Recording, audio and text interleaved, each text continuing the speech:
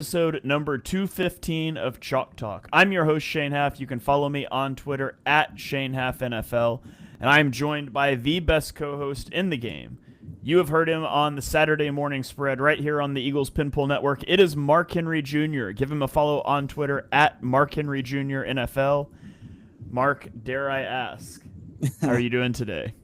I am a broken man, whether that be because of the Eagles, because of whatever, a couple of bad gambling losses, but really because of Notre Dame. If anybody follows me on Twitter, I think Sunday at 12:30 until I think I stopped around the time the Eagles game started.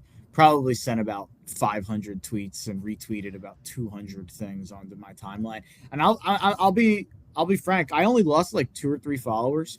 Shout out to my followers for not leaving because I probably would have. But in honor of Notre Dame's press release opting out of the bowl game, I'd like to say, as a team, we've decided to withdraw my gambling interests from 2025 bowl game season.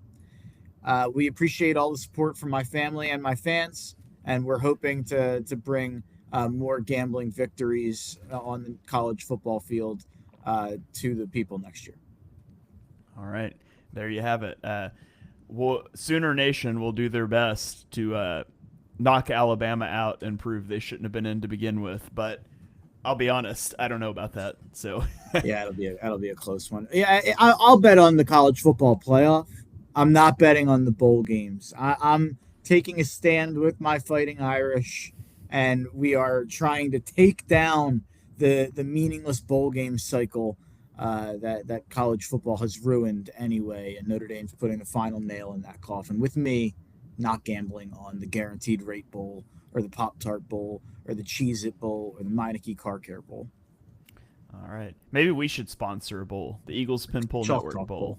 the Chalk Talk Bowl. So, all right, well, let's dive into this week's NFL action. There were a decent amount of blowouts, but also there were some pretty impactful games, and honestly, more impactful in the long haul is some pretty impactful injuries this week. And so we'll get into them, but we're going to throw it all the way back to Thursday Night Football first. Dallas at Detroit, and Detroit wins 44-30. And with that loss, the Cowboys' playoff chances take a huge hit. So they have to win 2 more games than the Eagles over their final 4.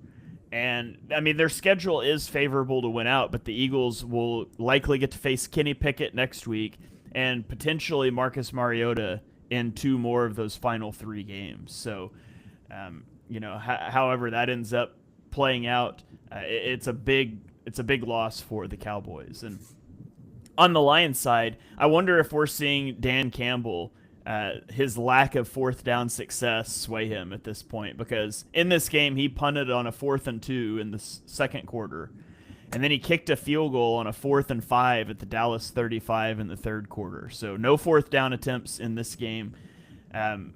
He's a guy that's always been aggressive, and it has not come up his way this season. I think they're 0 for their last 7 fourth downs, or maybe that was just in their 2 losses.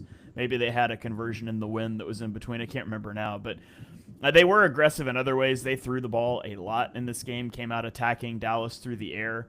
Jahmyr Gibbs only had 12 carries in this game for 43 yards, but 3 of the 12 went for touchdowns.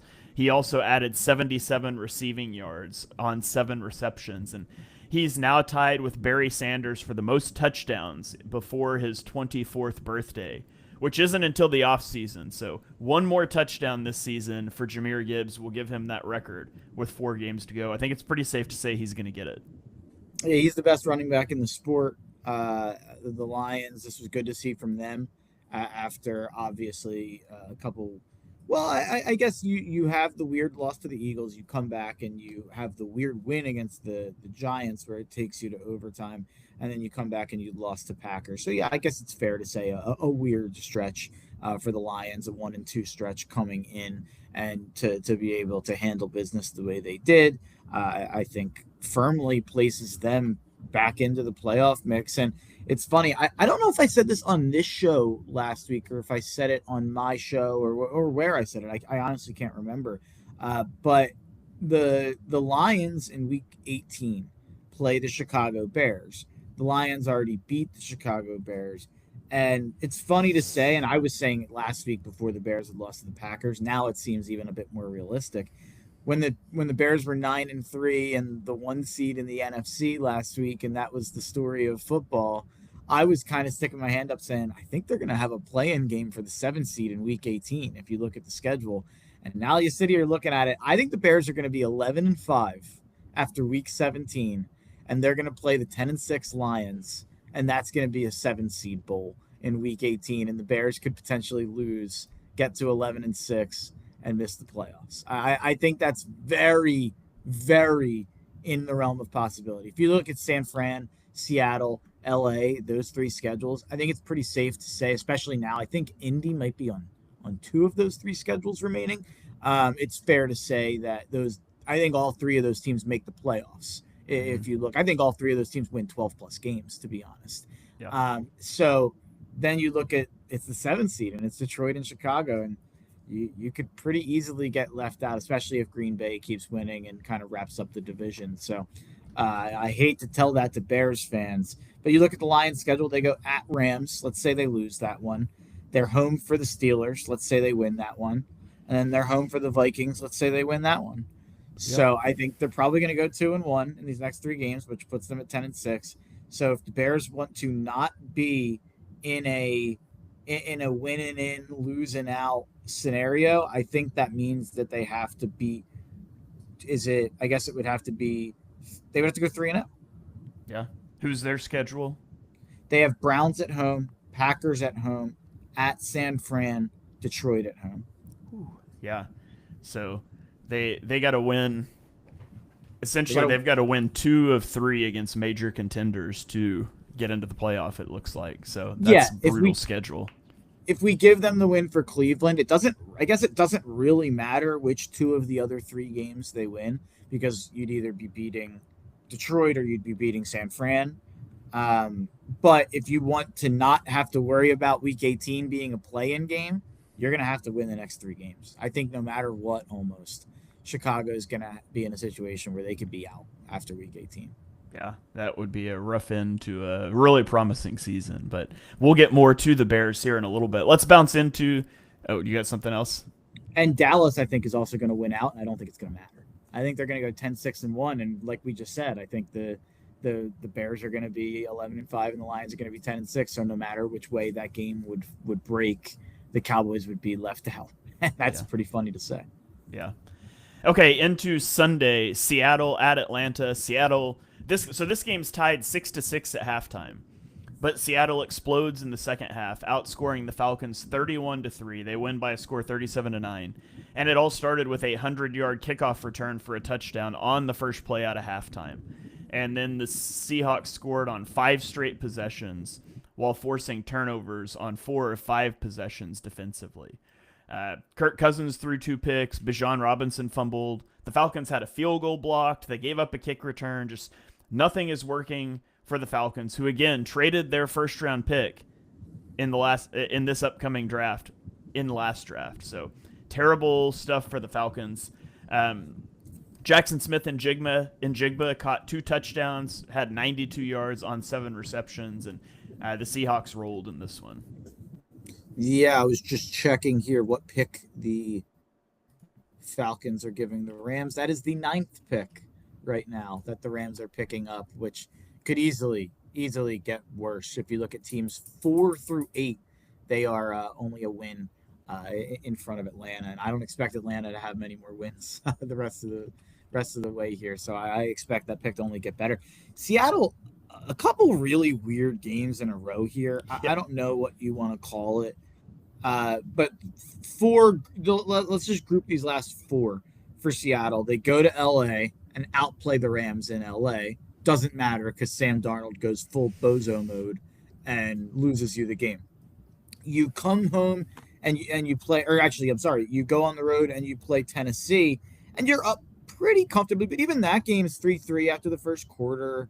You do get up to 16-3 by halftime, and eventually you're up 30-10 in the late third quarter. But even Tennessee kind of fights back and makes it a little bit of a closer game than it should have been.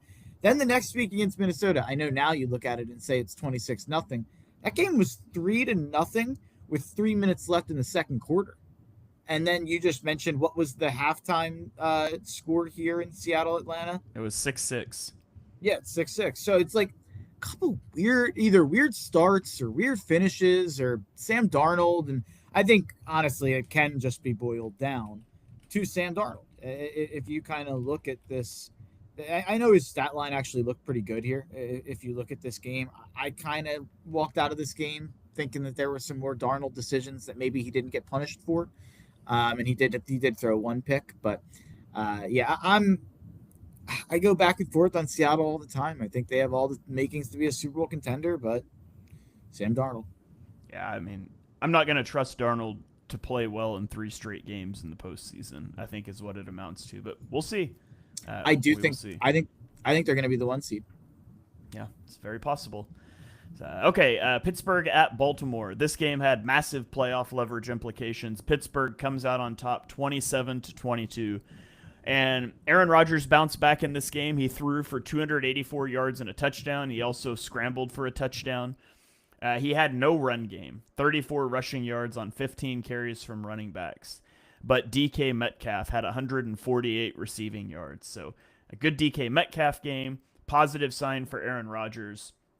The Steelers now have a 66% chance to win the division. The Ravens drops down to 33% as Lamar Jackson struggled again, completes only 54% of his passes, tosses a pick.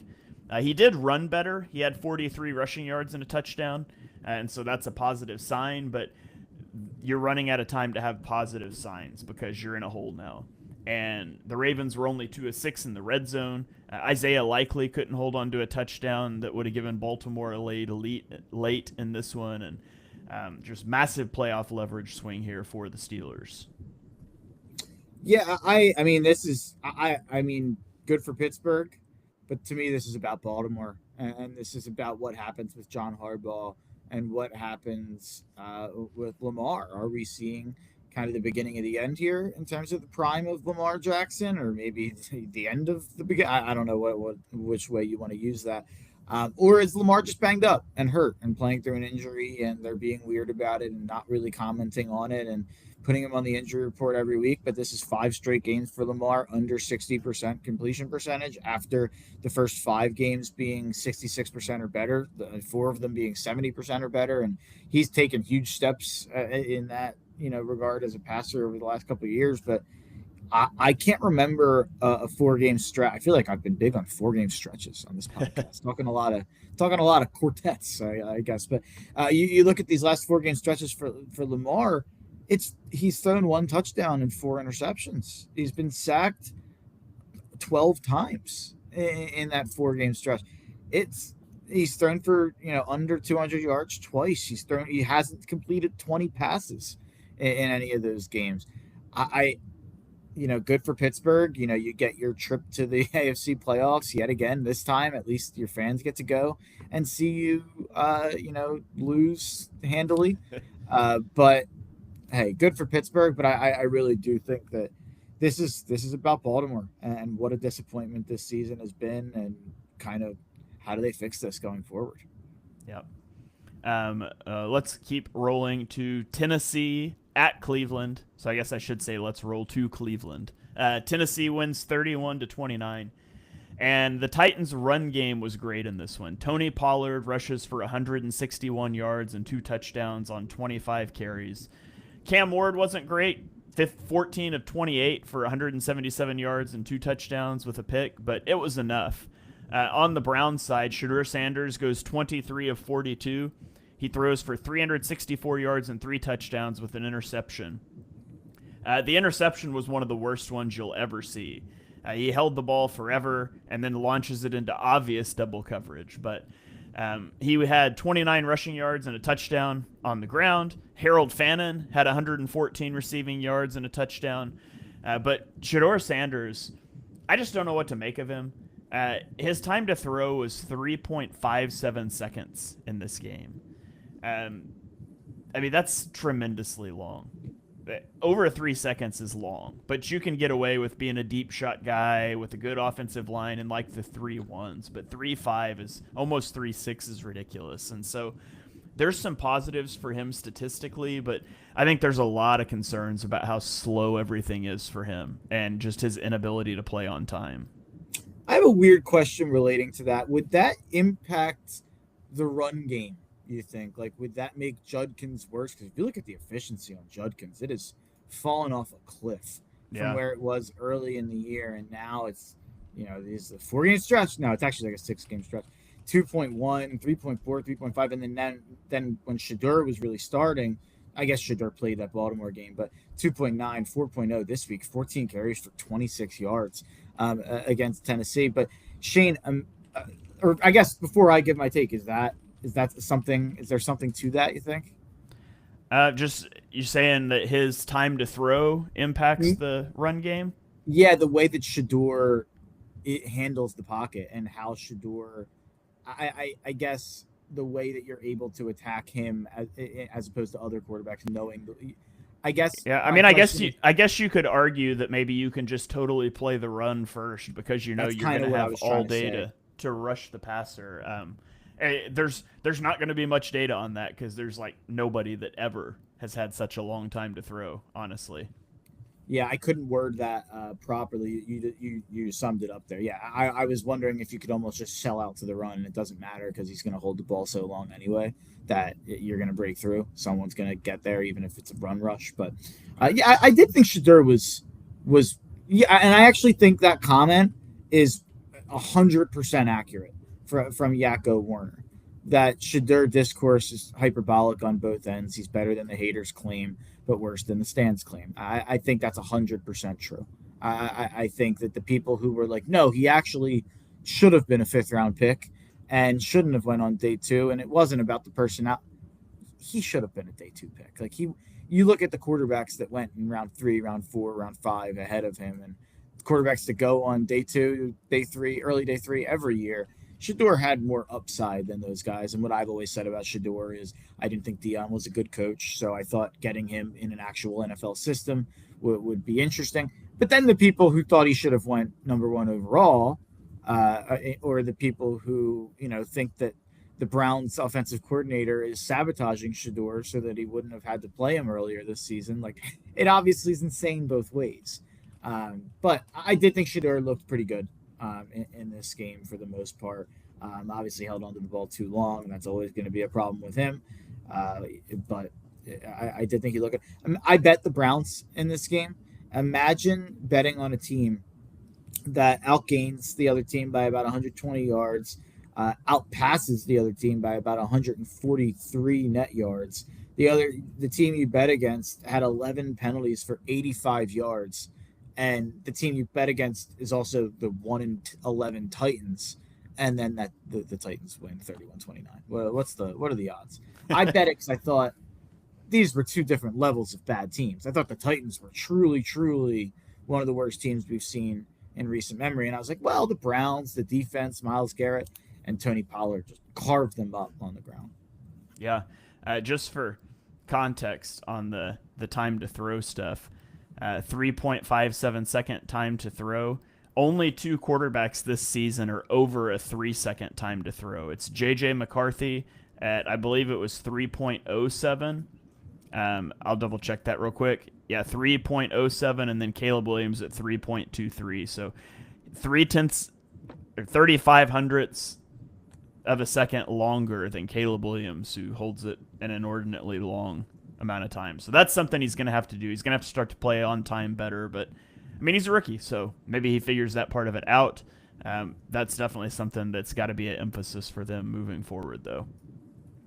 So, all right, let's keep rolling to Jacksonville. Indianapolis at Jacksonville. Jacksonville wins 36-19, but the story of this game is Daniel Jones' injury. So he tears his Achilles, which effectively ends everything for the Colts. I mean, they just signed Phillip Rivers to their practice squad, who, when Adam Schefter reported that, noted that he's a grandfather, which is funny.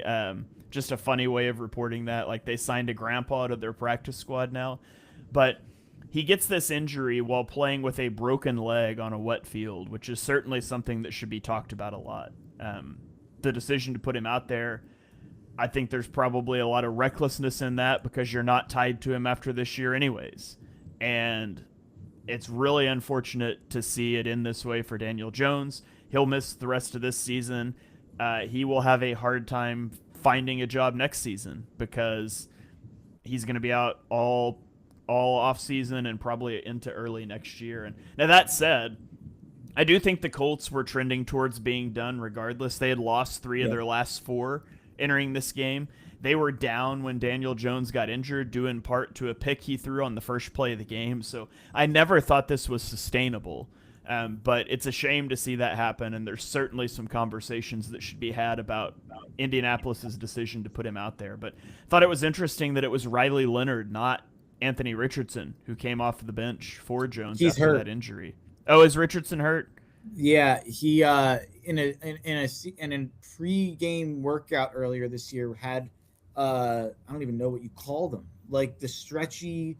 Oh yeah, the bands. And it broke his orbital bone. The thing snapped.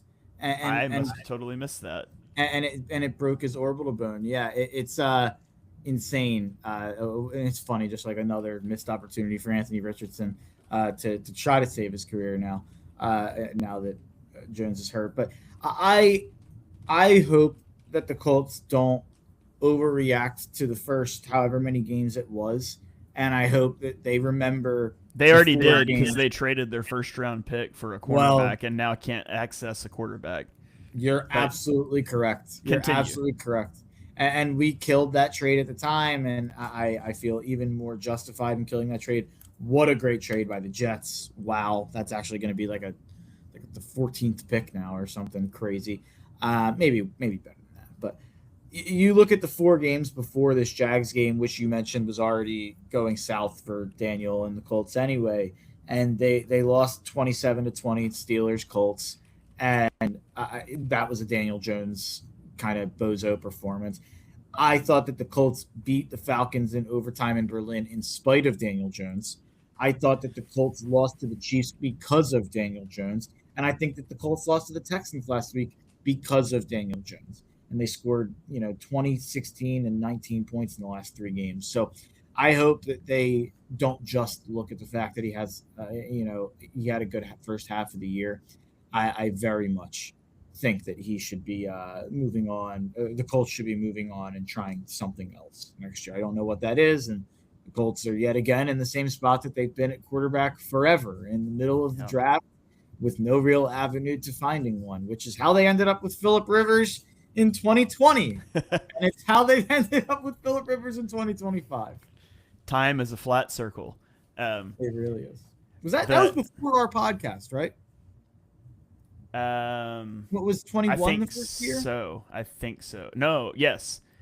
Yeah, because 20 was the year I started writing every week for the Painted Lines, and 21 is when we started the podcast.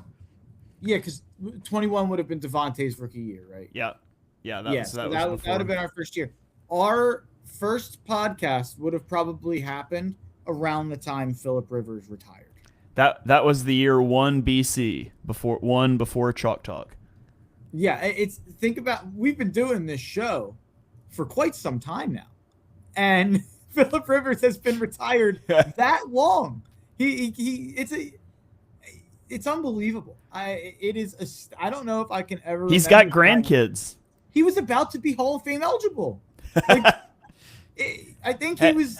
Does signing on a practice squad move that back out? I think. Okay, I was gonna say if he doesn't end up playing. I think I saw a tweet that now, no matter what, because he filed paperwork and stuff like that, it pushes it another 5 years. Interesting. All right. Man, I've had one of those workout bands snap on me before, but it just snapped my arm. Do you think Phil? I was doing like the pull downs, and it like snapped and curled around my arm and left like a big like welt around my arm. So I guess it could have been worse. I could have got my orbital bone. Did you think? Do you think Phil looked at the Hall of Fame quarterbacks coming up and he's like, there's a lot of them. He's like, Peyton. I don't know who's even in yet. I don't follow the Hall of Fame like that. Yeah, I don't either. But you think of that era of quarterbacks, and you have Roethlisberger and Eli and Peyton and Brady and Breeze, and I don't know when people retired relative to each other off the top of my head, but it does feel like there's probably a crowded quarterback room in the Hall of Fame. These like next couple Hall of Fame voting, so maybe he's like, let's push that another 5 years back, and I don't know if there's quite as many guys on the come up after that.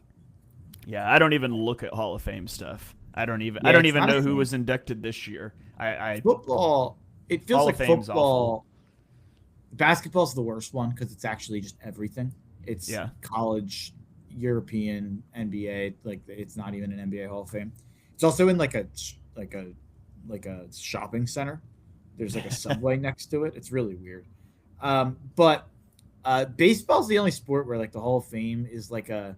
It feels like a an integral part of the news cycle of the season. Like there was just a big Hall of Fame vote for the Baseball Hall of Fame the other day, and it felt like a big baseball story. Yeah. Whereas I don't even know when the NFL votes on that, when that news breaks, when they do the induction.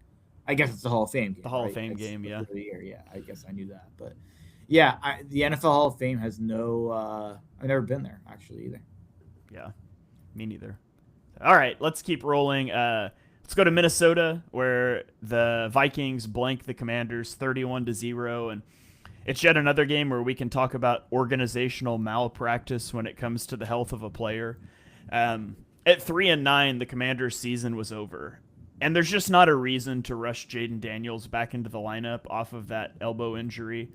I mean, I'm not saying you hold the guy out for the year, and if he's cleared, he's cleared. So I mean, it's tough. It's a tough act to walk. It's a tough balancing act. But to see him re-injure the same elbow that he was fortunate enough not to shatter just a couple of weeks ago in a meaningless game is tough. And it's not a meaningless game for everybody. Guys are playing for jobs. Guys are coaching for jobs. And development's important. But man, it's especially tough when you think about the RG3 situation with Washington too. Like the last time they had a promising quarterback, they mismanaged his health and ended his career. And Jaden Daniels has just been injured and injured and injured this year. Um, Zach Ertz also suffered a gruesome knee injury in this game that unfortunately is probably the end of the line for him in his career. It's a terrible way to see him go out if so. Um, I wouldn't suggest looking up that replay, but it was crazy to me to see that injury when he was in the air. Like his foot wasn't caught on the ground. I just don't feel like you see that type of an injury very frequently. So really rough day for Washington health wise. For the Vikings, JJ McCarthy played well. He goes 16 of 23 for 163 yards and 3 touchdowns. It was the first 3 touchdown game of his NFL career. And he was especially good on quick passes, 10 of 11 for 85 yards and 2 touchdowns, which seemed to be a point of emphasis because his time to throw was 2.56 seconds, which is over a quarter second quicker than what he's had in any other game this season. So they seem to be really trying to lean into that quick rhythm passing for him, simplifying things, and it worked well, at least in this one. I have no take on this game whatsoever. Nothing to say. Washington, you're Jaden Daniels playing is shows what kind of organization Washington is. And oh my God, a Josh Harris owned team is mishandling the health of their main superstar for weird reasons. I'm shocked as I'm wearing my Joel Embiid, memorial jersey under my hoodie here. That's a joke, but yeah, Josh Harris is an evil man. That's all I have to say about this game. I will say I forgot to say this about last game. The Jags might win like 12 games. If you go look at the Jags schedule, it is. I don't know what the Jags are, to be quite honest with you. I will say, even regardless of the Daniel Jones injury and a backup quarterback play, I do think that was like a.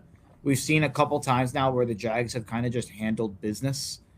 I guess it's the Titans last week, and in this game, the Titans are horrible, and they also murdered the Chargers 3 weeks ago, and Herbert was banged up in that game. But it's now 3 of the last 4 games that they've really just absolutely, handled a team where that was kind of my complaint a lot of the year. They only beat the Raiders by 1. They There was multiple times they played with their food.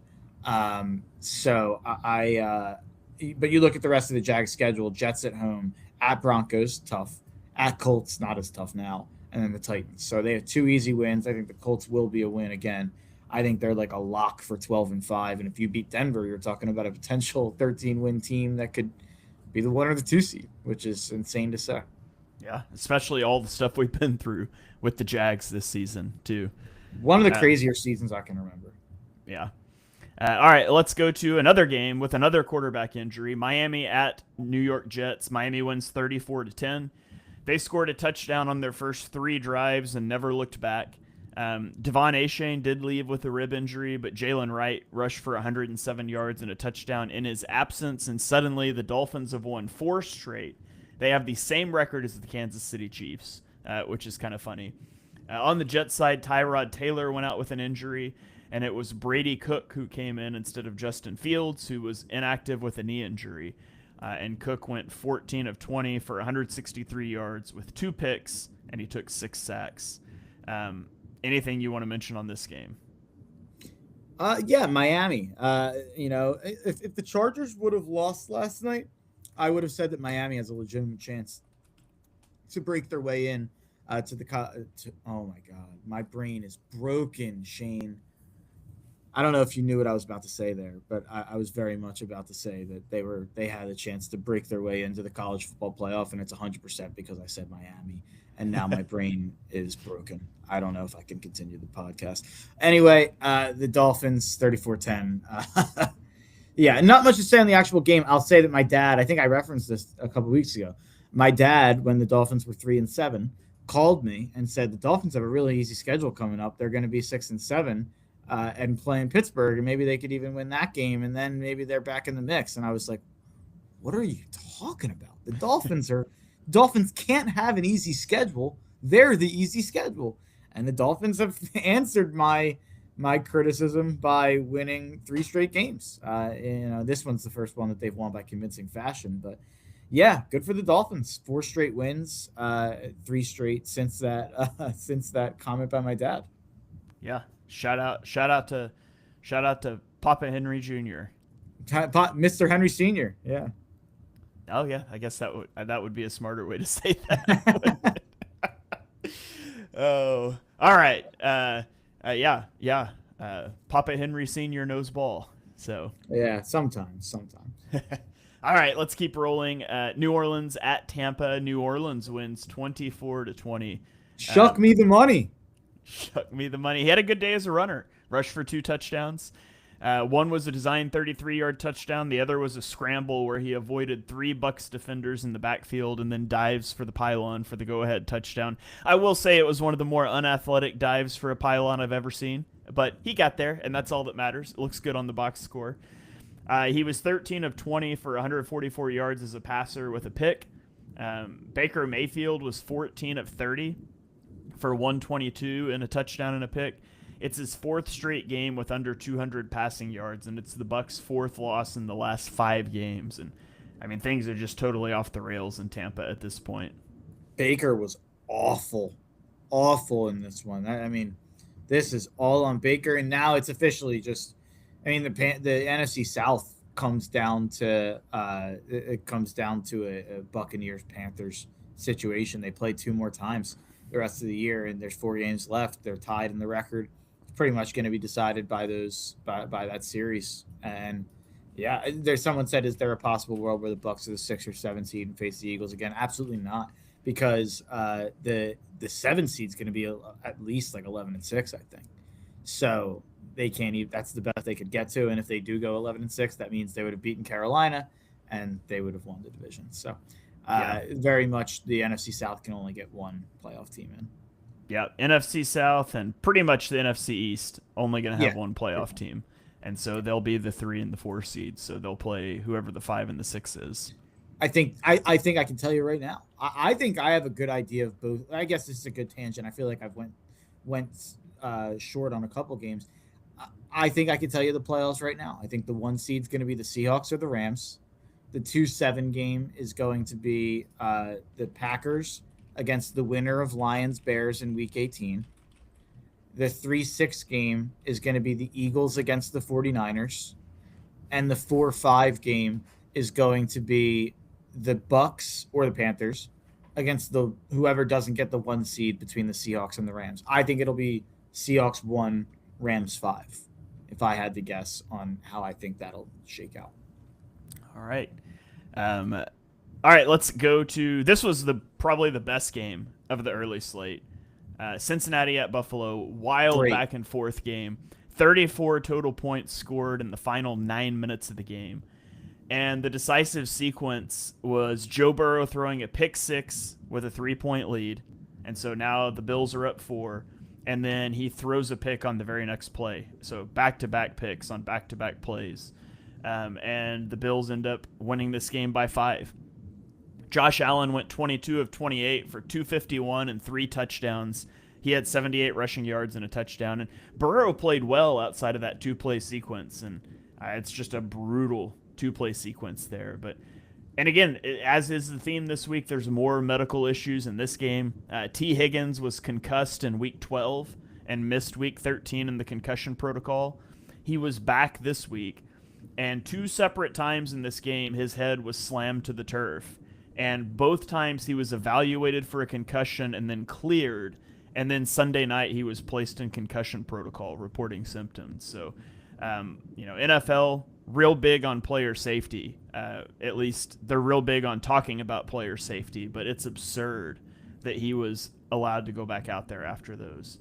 And this game pretty much eliminates the Bengals from playoff contention. Because they trail the Steelers by 3 games with 4 games left. So they would have to win out and hope the Steelers only win 1 game. So I think they can get a tiebreaker.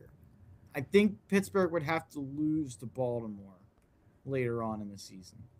Right, but even to get tied, they've got to win out and hope the Steelers lose 3 of 4, right? Yeah, or 3 and 1. Yeah, they probably got to win out. I agree. They got to win out. So yeah, they got to win out and hope for a lot of help. So I don't know. It's probably done. It's probably done. I think it's like a 3% chance per the playoff machine right now. If the Ravens won on Sunday, I'd say it's done. But because it's the Steelers and because I know that they're kind of frauds, this is just we've already talked about Pittsburgh and Miami. I love Miami on Monday Night Football in Pittsburgh. I think they're a 3.5, 4-point dog. I think they might win that game outright. I feel like it's the perfect. People are finally feeling good about the Steelers again. Tomlin's good when you count him out. Like this week, nobody thought they were going to beat the Ravens. They're a 6-point dog. Like Tomlin and the Steelers are good when they're counted out in that spot.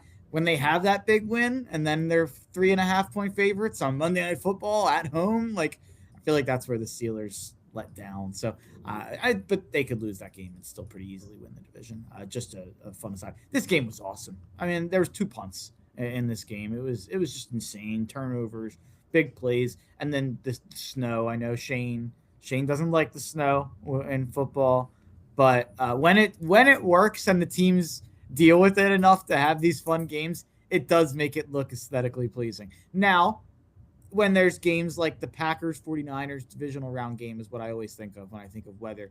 A couple of years ago where it was 10-7 and a 14-3 Rodgers team with Green Bay that had been amazing offensively all year couldn't move the ball at all in the wind and in the cold there, and it actually ended up hurting Green Bay even though they were home.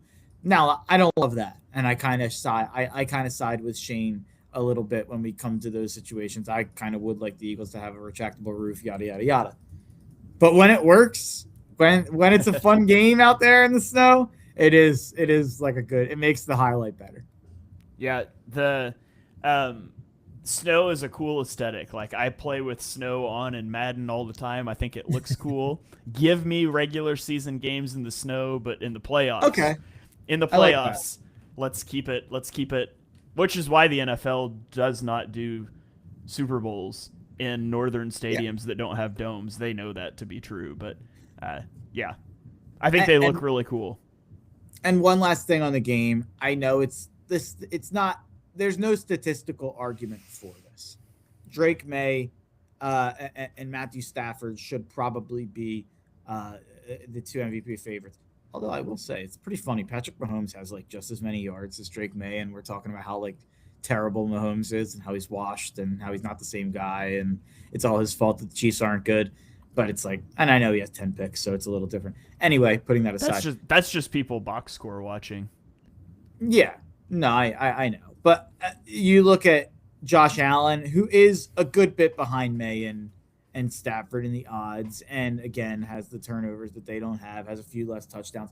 There's no one on the planet that can convince me that Matthew Stafford's more valuable to the Rams than Josh Allen is to the Bills, even just this season. Like in the last 13 games, like the Bills would be.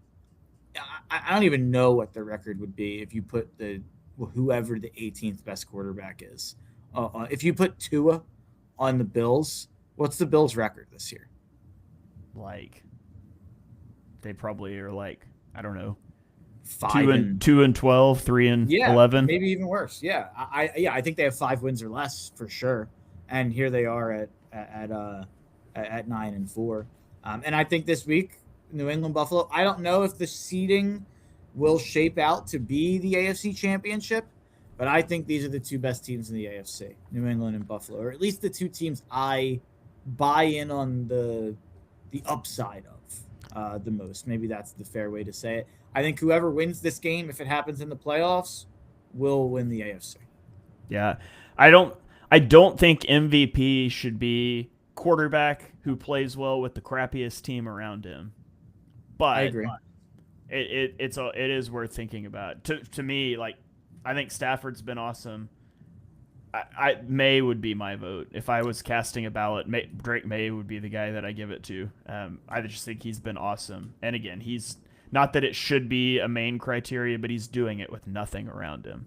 Yeah, that's why I didn't bring up May in relation to Allen in that conversation, because I think May goes in the same bucket as Allen, where he's elevating that team so much. Where Stafford, the stats are better than both of those guys. And Stafford's been awesome, to be clear. He's been awesome. Phenomenal. But you can't convince me that that's, the same. It's not 6 in one hand, half a dozen in the other. Like, he has Puka Nacua and Devontae Adams with the best head coach in football. And not to mention Kyron Williams is pretty darn good, and the O-line's pretty darn good, and all that stuff. I think the infrastructure around Matthew Stafford is a lot different than what Drake and Josh. Drake and Josh. Has anybody put that together? That Drake May and Josh Allen are going to be a rivalry, and I haven't Drake heard and it. Josh. I need a chop up this week of a preview of the Drake and Josh theme song to highlights of Drake May and Josh Allen. It's gonna take some time. That's my singing of that. That might be a little young for Shane. That show, Drake and Josh. Is that fair? Yeah, it's not something I've really watched much, but I'm aware of it.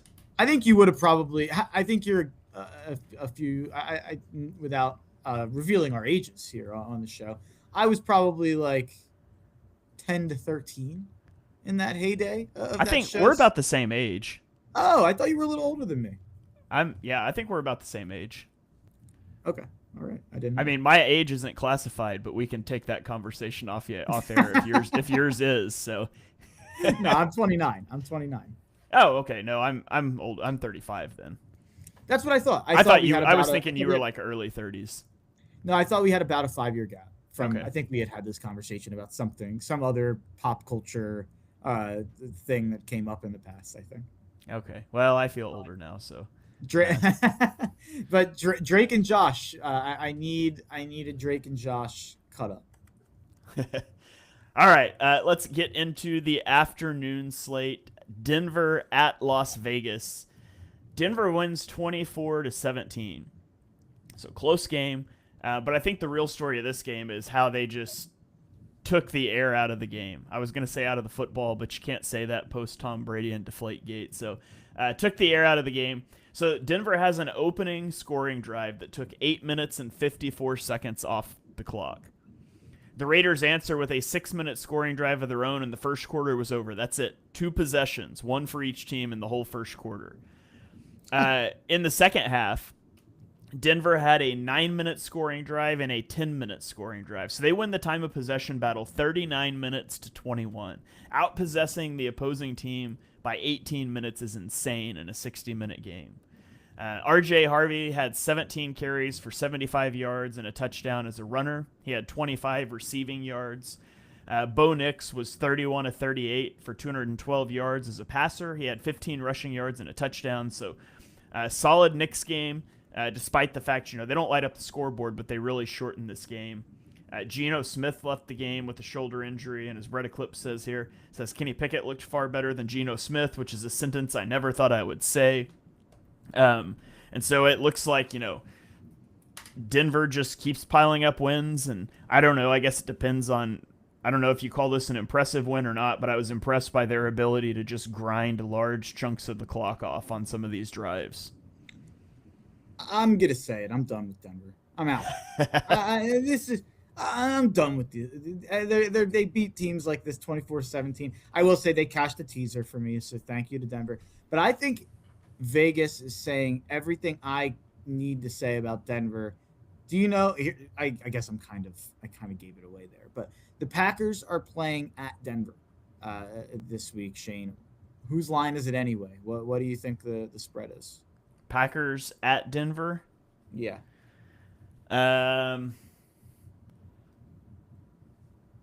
Denver -1.5. Packers by 3. Okay. I think that says everything about what Vegas thinks about. I think Denver the Packers Broncos. should be favored. I just and I figured they wouldn't be. I actually like it. I like laying the 3. I think it's going to be a kind of a statement game for Green Bay, and I think after 10 straight wins, Denver's, and they do have some leeway, obviously a ton of leeway in the division, and then even to lose the 1 seed, I think they could probably lose one game depending on if New England loses to Buffalo. So it is. I think that Vegas is seeing that. I can't lie. Seeing that, I feel like a couple weeks in a row now, I feel like I've given Denver more credit than I've wanted to, or I've been like, you kind of have to. They're 11-2. They might end up being the 1 seed. And in conversations with friends about like who can win the AFC, I feel like I've been like, oh yeah, and there's Denver, but like I don't actually mean it in my heart. When I saw Vegas back me up on that and say that the Packers are a 3-point favorite in Denver this week, I was like, okay, I'm done. I'm done pretending.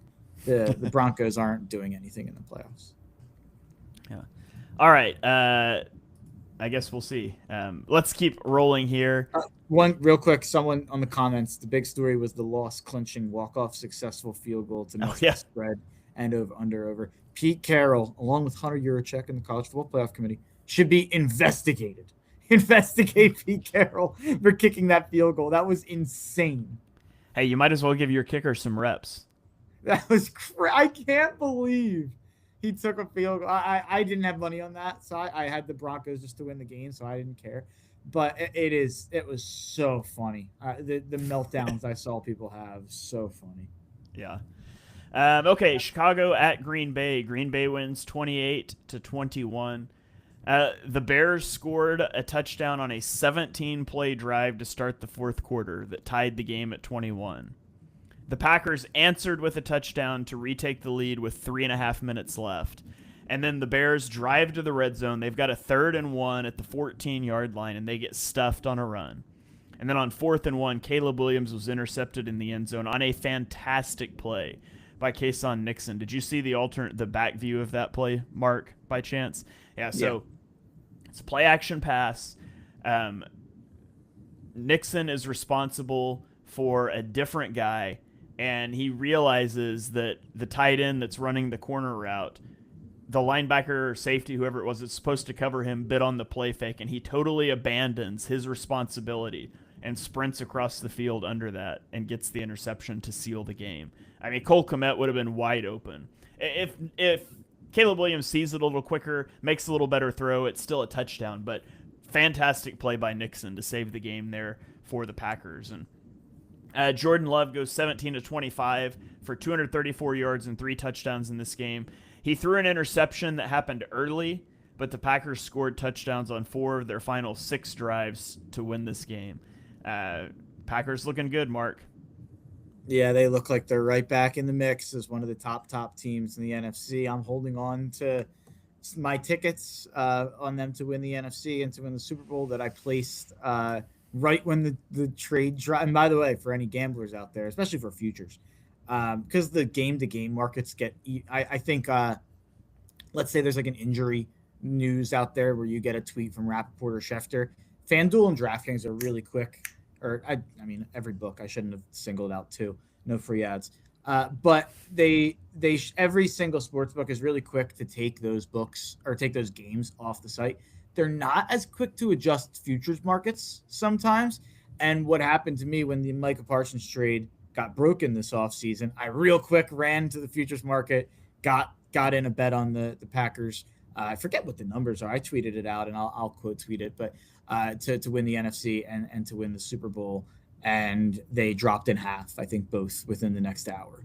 So I got that one in. So if the Eagles are out early in the playoffs or whatever happens, I am officially a cheesehead when it gets to the playoffs, and I'm starting to feel pretty good about being a cheesehead if we're in the playoffs, because when Jordan Love looks like that looks like the guy that I feel like for the last 2 years I've tried to defend as like a top 6, 7, 8 quarterback on our quarterback rankings in the offseason, because the good is so good. The highs are so high. Toyotathon Jordan Love is a special talent, as Brett Eclipse said in the comments. All right, let's keep rolling. Last game of the afternoon slate, the Rams just demolished the Cardinals 45-17. So not a close loss for the Cardinals this time. They just get dismantled. Rams put up 445 yards in the first 3 quarters. They scored a touchdown on 4 consecutive drives at one point. Puka Nacua had 7 catches for 167 yards and 2 touchdowns. Michael Wilson for the Cardinals was the lone bright spot, 11 catches for 142 yards and 2 touchdowns. Matthew Stafford threw 3 touchdowns in this game, which makes it his 7th consecutive multi-touchdown game, which is the longest such streak in the NFL this season, as the Rams just cruise by the Cardinals. The Cardinals are horrible. I mean, this is a joke. I can't believe their win total was 8.5 this year. That was an over. That's the only over/under I placed this year. I placed 3 futures. It was the 2 Packers futures I just said, and the Cardinals under 8.5 wins. I am not a proponent of like firing head coaches in season. I don't really know. We've talked about this before. I don't really, in certain situations, I get it. If you want to get a look at a certain guy as the head coach, sure. But in most situations, I don't really know what it accomplishes. And it just feels like a PR stunt to me. In this situation, what is it accomplishing to not fire Jonathan Gannon? Like, this is week in and week out, just incompetent, awful football. I guess they played a couple. You know what? I'm being a little too harsh. 2 of their last 3 games were close. But if you look at it, 3 of their last 5 games have been blowouts where they haven't been close in the first quarter. So maybe I'm just remembering those 3. But the Cardinals, I'm done with them. Yeah. I've been done with them for a long time. Yeah. All right, let's go Sunday Night Football. Last game of the week here. Houston at Kansas City. Houston wins 20-10. This was 10-10 in the fourth quarter. And the Chiefs went for it on a 4th and 1 from their own 31-yard line. Now, both analytics fourth down decision maker calculators I look at both had this as a go situation, and I just think that's insane. The Texans offense had gained 34 total yards on their last 7 possessions combined. And you go for it at your own 31. Rashee Rice drops the pass. You hand the ball over to an offense that can't do anything, and then they score a touchdown that proves decisive. I'm a pretty big analytics guy. I'm really surprised that's what the analytics say there, but I think there has to be some accounting for how the game is going. And when the opposing offense absolutely cannot move the football, that's just a crazy decision in my mind. Mahomes was rough in this game statistically, 14-33 for 160 yards and 3 interceptions. I mean, one of the interceptions, Juju drifts upfield on a slant route and it gets undercut. One of them was a really bad deep throw, and then another one hits Travis Kelce in the hands, and he essentially just handed it to the defender to end the game. So the Chiefs have not missed the playoffs in the Patrick Mahomes era, but with their 4th loss in the last 5 games, they're now down to a 15% chance to make the playoffs. Meanwhile, the Texans, after starting 0-3, are now 8-5, and they have an 87% playoff probability. I mean, the Tex. It's going to be. I mean, I think that race is fully Texans Jags down the stretch here. Do they play again? Houston and Jackson. I just read the Jags schedule. I can't remember now, and my phone's being slow here. No, they don't. So they split. They split the game, so it'll come down to division record between them. So the Jags are a game ahead right now. So they have a game in hand on the Texans, and we just talked about the Jags, uh, the Jags having a really easy schedule. I think that hey, I gave the NFC playoffs. Here's the AFC playoffs on the last game of the show. The 1 seed is going to be the Broncos or the Patriots. The 2 seed is going to be the Broncos or the Patriots. They're going to be playing the 7 seed Chargers. The 3 seed Jags are probably going to be playing the 6 seed Texans. And then the 4 seed Steelers are going to be playing the 5 seed Bills. All right. There you have it. That's your final thoughts for the day? Yeah, that can be. My final thoughts is investigate Hunter Yurachek and the College Football Committee. Notre Dame was plus 1,100 at 11:55 a.m. To miss the playoff. I would love to know if anybody in the Arkansas organization, or if it's the Arkansas Athletic Director, Hunter Yurachek, who's also the College Football Playoff Chair of the committee, who lost to Notre Dame 56-13, and that same AD fired the head coach minutes after the game because he was so disappointed. I'm sure he had no hard feelings about losing 56-13 to Notre Dame. But yeah. I think that's my final thought. Investigate Hunter Yurachek. All right. Well, there you have it, folks. Thank you for joining us for episode 215 of Chalk Talk. If you enjoy what you heard on the show, be sure you smash that subscribe button, turn on notifications so you don't miss our next episode. Drop us a 5-star rating wherever you stream your podcast. You can follow us on Twitter. I am at Shane Half NFL. He is at Mark Henry Jr., and we will catch you guys next time.